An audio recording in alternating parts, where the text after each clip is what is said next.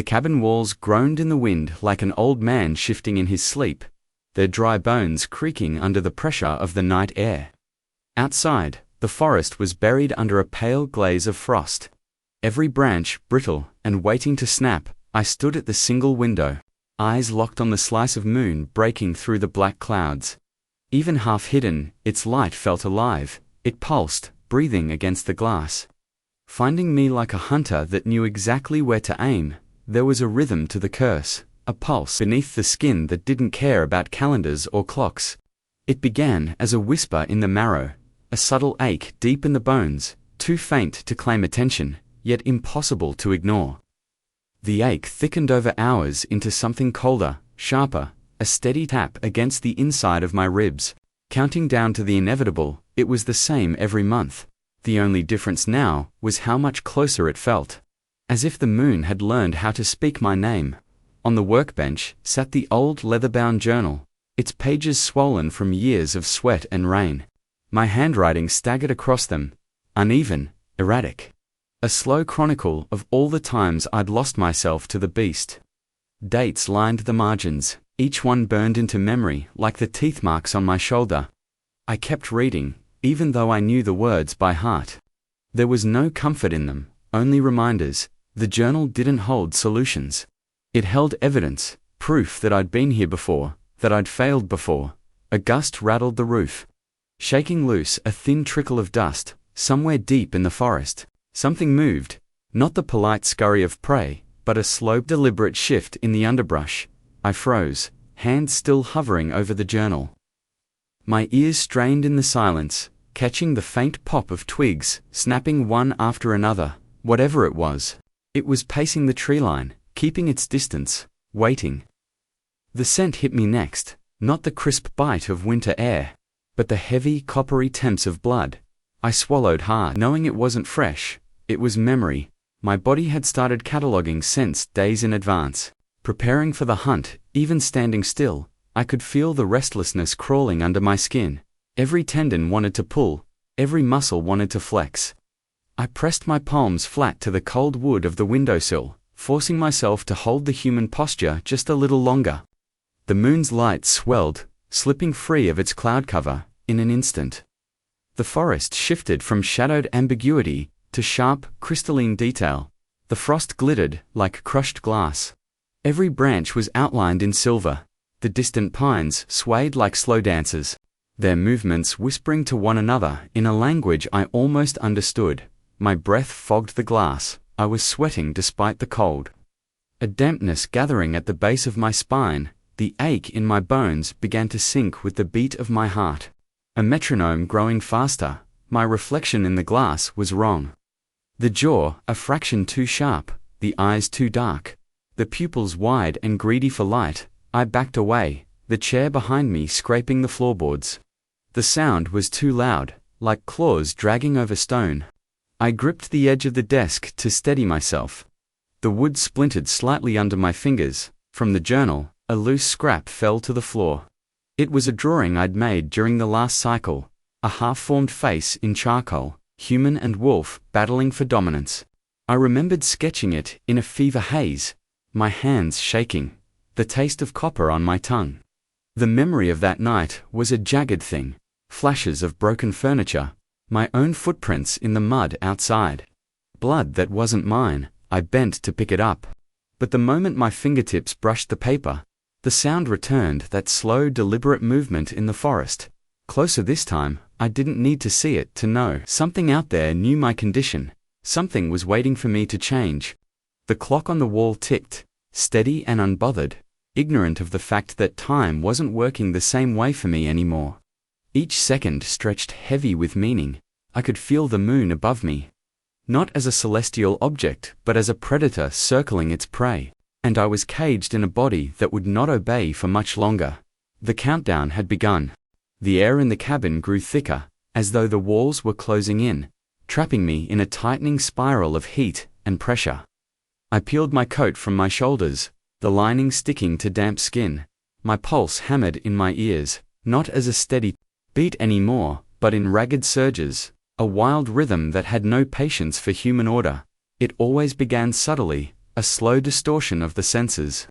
The wind outside stopped being wind. It became scent, touch, vibration. Every current of air carried layered smells, pine sap and wet soil, the faint musk of deer, the acrid tang of gun oil from the rifle by the door. Somewhere in that mix was something sharper, animal, dangerous. And the cruel truth was, I couldn't tell if it was out there, or if it was me. The ache in my joints sharpened into stabbing flashes, fingers clenched involuntarily, nails biting into my palms hard enough to sting. My vision began to swell at the edges, shapes bending and pulling toward me, as though the world itself was leaning in to watch. The moon wasn't yet full, but its pull had reached inside me. Twisting marrow, rearranging muscle, dragging me toward inevitability, I stumbled toward the sink and splashed water on my face. It was cold enough to bite, but the relief was fleeting. My reflection in the warped mirror rippled like something seen underwater. My own eyes looked back at me. No, not my eyes. They had narrowed, the amber bleeding into gold. The pupils beginning to stretch, my cheekbones were sharper. Skin pulled tight over them like stretched hide. The cabin smelled wrong. Now I could smell the grain of the wood, the age of the dust, the oil that had soaked into the floorboards from decades of boots and spills. Each scent was a story, vivid and insistent, crowding into my head until the human part of me wanted to scream for silence. I gripped the edge of the counter until my knuckles whitened, fighting the tremor in my arms. But the tremor wasn't weakness, it was hunger. The beast wasn't coming from outside. It was rising inside, uncoiling from somewhere deep where I'd forced it down last time. Memories clawed their way to the surface, the screams, the tearing, the taste of blood, hot and alive. I'd told myself I could control it if I planned well enough, if I locked the doors and boarded the windows, if I counted the days and starved the wolf of opportunity. But the truth was simpler. There was no such thing as control. There was only delay. A sound shattered my thoughts, not from the forest this time, but from directly above me. The slow drag of something across the roof, nails, claws, the hairs on my arms rose as dust sifted down from the ceiling beams. The scent came again, stronger now, flooding the air until it was thick enough to taste. Another wolf, not prey, not human, one of my own kind. Or worse. I staggered back to the workbench and tore open the drawer. Inside was the chain I'd used before, thick steel links that had once held me until my bones twisted enough to break free. My hands hesitated over it. If I chained myself now, maybe I'd last through the night without killing, maybe. But the scent from the roof told me I wasn't just fighting my own body tonight, I was being watched. The ticking of the wall clock grew louder, absurdly loud, until it drowned out the wind entirely. The second hand's movement matched the throbbing. In my bones, every twitch of that thin strip of metal felt like another inch closer to breaking. I could almost feel the moonlight itself pressing on the roof, sliding between the boards, hunting for me. Then it hit the first violent surge of the change. It was like my spine had been grabbed and yanked backward, each vertebrae locking into a new shape. My breath ripped from my throat in a ragged gasp as my chest expanded too quickly, the ribs straining, the skin over my hands tightened, my nails lengthening fraction by fraction. My jaw ached with sudden pressure, the teeth beneath my gums beginning to push forward. I stumbled toward the chain, my breath coming faster. If I didn't secure myself now, I'd be running the forest in minutes, hunting under someone else's mind. But even as I reached for it, another part of me, deeper, older, recoiled from the thought of restraint. My pulse doubled. The beast was winning. The moonlight brightened in the window as the clouds began to break. The countdown was almost over. The first real wave came not as pain, but as heat, molten and unstoppable, flooding every vein, burning away thought. My knees buckled, and I crashed against the workbench, scattering tools across the floor. The sound was deafening to my newly awakening senses. Each metallic clink ricocheted inside my skull like a hammer on steel. Then came the tearing, not outside, not yet, but deep in the architecture of my body. Bones lengthened and thickened, tendons tightening and snapping back like drawn bowstrings. My spine cracked in a sequence of pops that climbed from the base to my neck. each one twisting me further from the human form I had clung to. My breath became guttural, more growl than gasp, and the taste in my mouth turned coppery. The metallic prelude to hunger. Fur pushed through skin like wildfire over a dry field. My vision, already sharp, now cut through shadow with predatory clarity.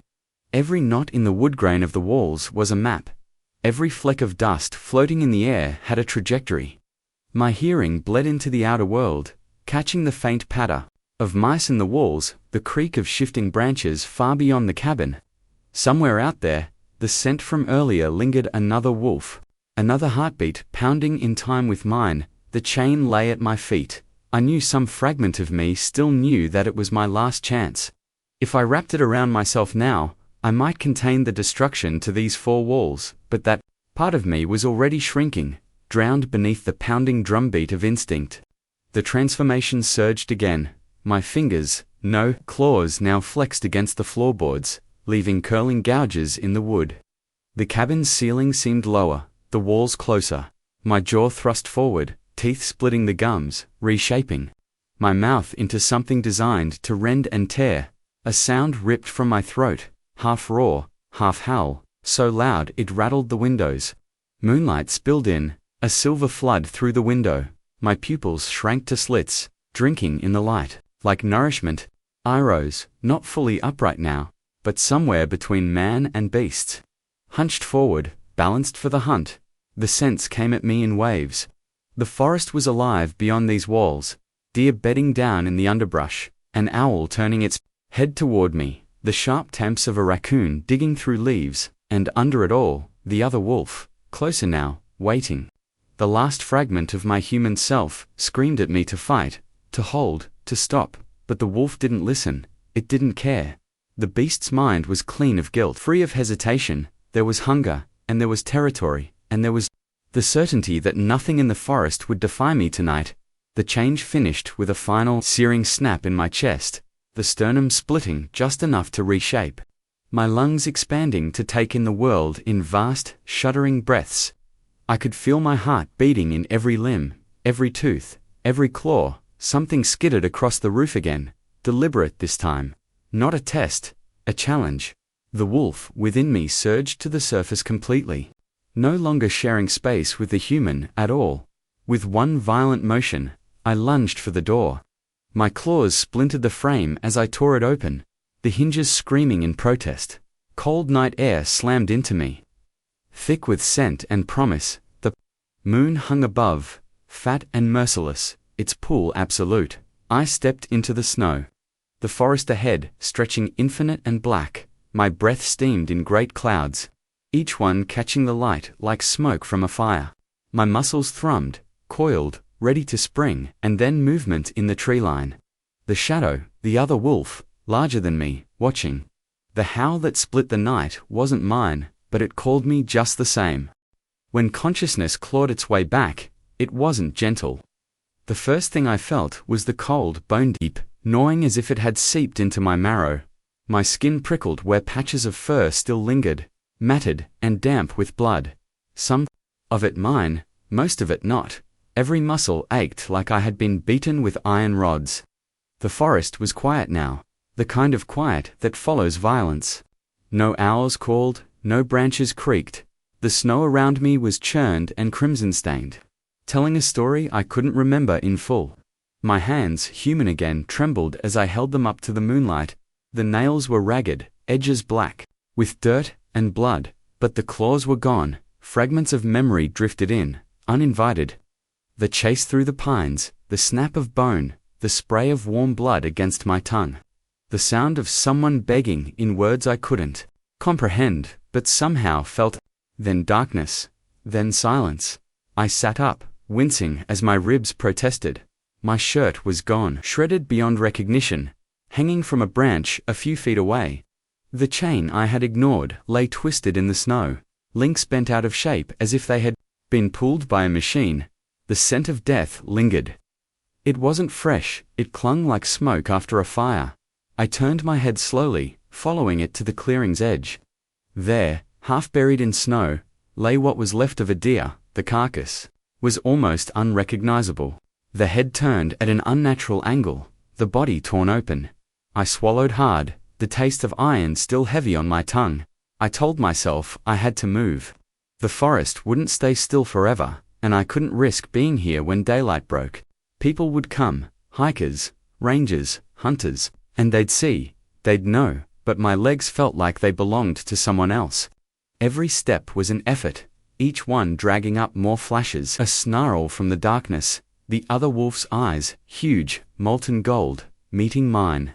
The moment before we collided, when instinct eclipsed everything, I didn't know if I had killed it, or if it had simply let me go. By the time I stumbled back toward the cabin, the eastern sky was already paling, the moon's glow fading into memory. The door I had ripped from its hinges lay half buried in snow. Inside, the air smelled of me sweat, fur, fear, but also of intrusion. Something had been here while I was gone. The workbench was disturbed, the floor scored by claw marks, not my own. A single tuft of darker fur rested in the middle of the room, almost placed there, a message, or a trophy. I collapsed into the nearest chair, every bone in my body screaming for rest. My hands were steady now, but the tremor in my chest remained, the kind that doesn't fade with time, the kind that settles in, waiting for the next full moon, because there would be one. There's always another, and I knew, deep in whatever part of me was still human, that the other wolf would be there too. Waiting, watching, the scrape of boots on frozen ground pulled me from my daze. At first, I thought it was my own shuffling steps echoing back from the trees. But then I heard the steady rhythm of another person's stride, deliberate, cautious, and close.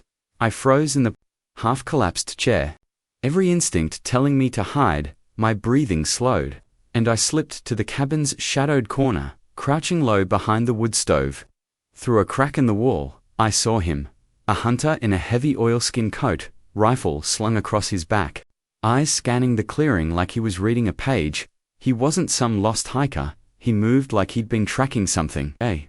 The man stepped over the twisted door and ducked inside, the creak of the floorboards sharp in the silence. He stopped by the tuft of fur in the center of the room, crouching to pick it up. For a moment, I thought he might pocket it, but instead, he brought it to his nose, sniffed once, and then smiled.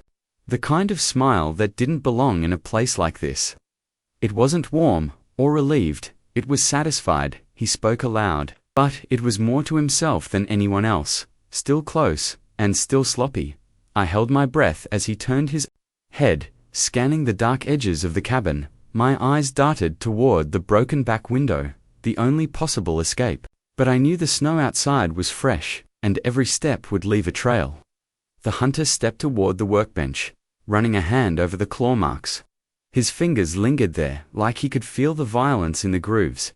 He muttered something low and clipped a language I didn't recognize, but the tone was reverent. He knew, not suspected, knew.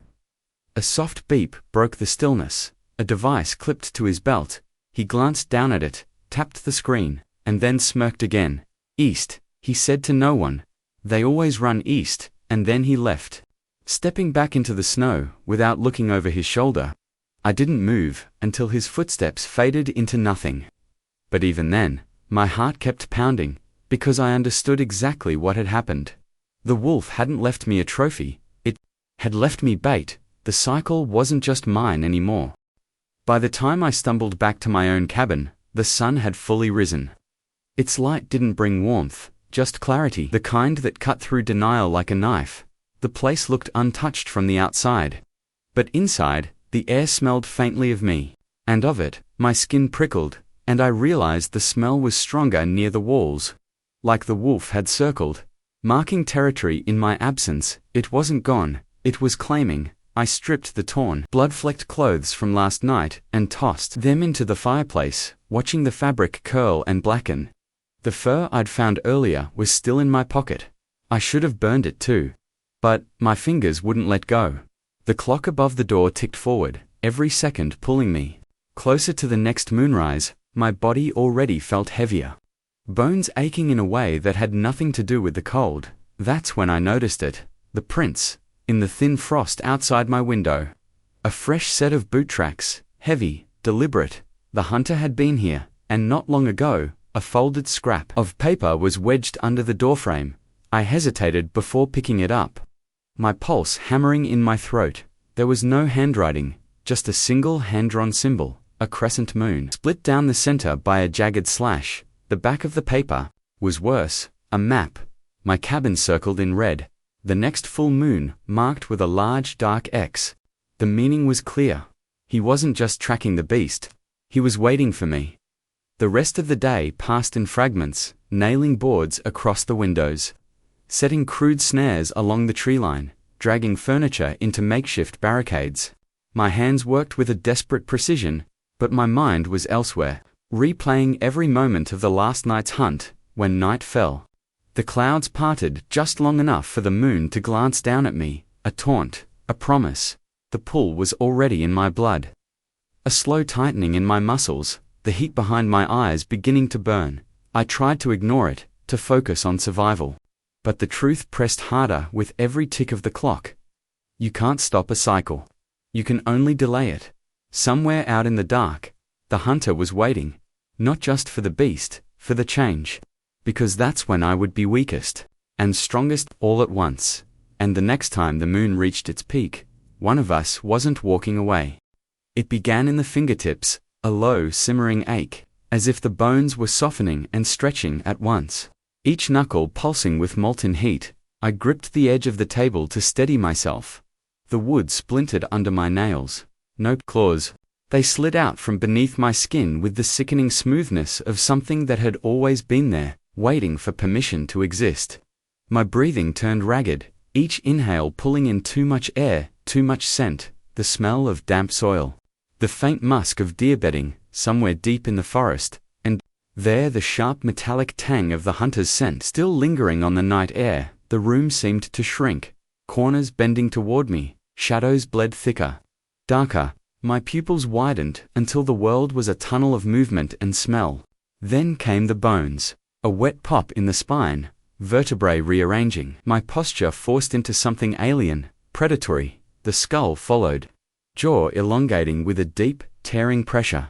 Teeth scraped past lips that were no longer shaped to contain them. I clawed at my own chest. The skin was boiling, muscles knitting themselves into cords of sinew. It didn't just hurt, it burned with the deep, ancient heat of something being forged, hammered into its true form. And through it all, the voice in my head, mine, but thinner now, was shouting to hold on, to resist. But that voice was fading. The other one, deeper, wetter. A growl in the marrow whispered that resistance was the real lie, that this was not a theft of my body, it was a reclamation.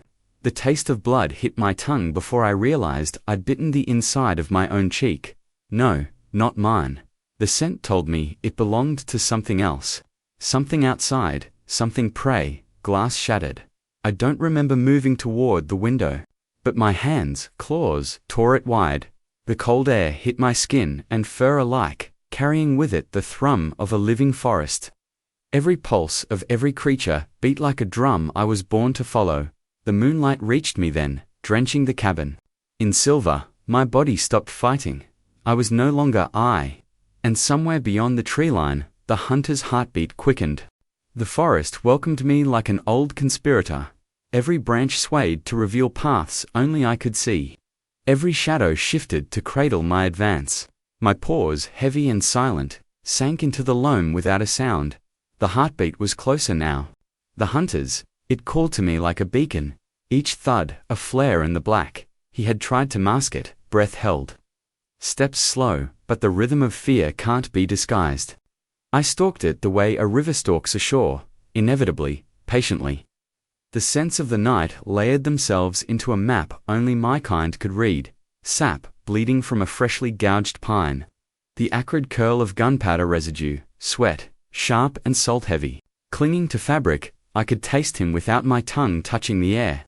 He moved again, south, toward the gully, a mistake. The moon's light poured freely there, silvering the rocks and robbing him of shadow. I quickened my pace, the muscle beneath my fur coiled and released, each step the prelude to a pounce. A flash of metal, his rifle caught my eye. I didn't fear it. The beast doesn't waste fear on tools, it fears only the absence of the hunt. The wind shifted, my ears twitched, his breath hit the air, ragged and too fast. Like a signal flare to the predator I'd become, I moved in from downwind, so my scent was carried away from him, an instinct older than language. He turned suddenly, aiming blind into the trees. I froze mid-step, my outline merging with the jagged limbs. His finger hovered on the trigger, the silence between us stretched, until the world was just heartbeat and breath. Then, the gully betrayed him. His boots slipped on wet stone, the rifle swung wide. I lunged. The last thing his eyes reflected before the silver moon swallowed us both was not a wolf, not a man, but the truth that the legends had always been patient enough to wait for. When I awoke, the forest was quiet. My hands were human again, trembling. In the dawn chill, my mouth tasted of earth and something metallic. The hunter was gone. Somewhere between man and beast, I smiled. The full moon was setting, but its pull was not finished with me. In a month's time, the hunt would begin again, and next time, I would not wake up alone. If you felt that pull, that whisper in your bones under a full moon, tell me below. Your story might be the next hunt. And for those who hunger for more, step deeper into the shadows with our ultimate werewolf horror playlist linked in the description below. In the world of horror, the scariest things happen when you least expect them, and trust me, you don't want to be left in the dark. Welcome to the darkness.